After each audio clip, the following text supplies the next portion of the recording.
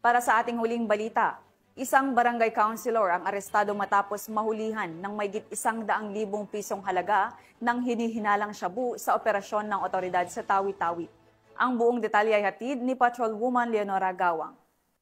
Sabat ang 136,000 pesos mula sa isang barangay konsehal na umano'y kabilang sa regional target list sa isinagawang bypass operation ng PNP PDEA BARM sa barangay Tangga, Tandubas, Tawi-Tawi nito lamang Setyembre taong kasalukuyan.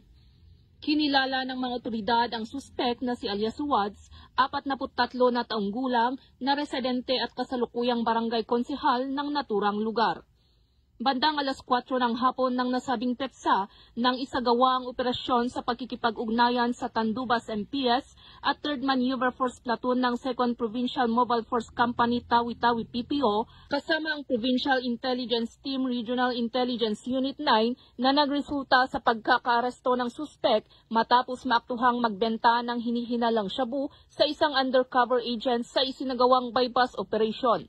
Nakumpiska mula sa suspek ang 4 na sachet ng hinihinalang shabu na may timbang na 20 gramo at nagkakahalagang 136,000 pesos, mga drug paraphernalia, mga cellphone, identification cards, pitaka at bypass money. Nasa kustodiya na ng naturang istasyon ang suspek at mahaharap sa kasong paglabag sa Section 5 ng Republic Act 9165 o Comprehensive Dangerous Drugs Act of 2002. Patuloy na hinihikayat ng PNP ang publiko na makipagtulungan sa mga otoridad sa pamamagitan ng pagbibigay ng impormasyon ukol sa mga ilegal na aktibidad upang mapanatili ang kapayapaan at kaayusan sa ating mga komunidad.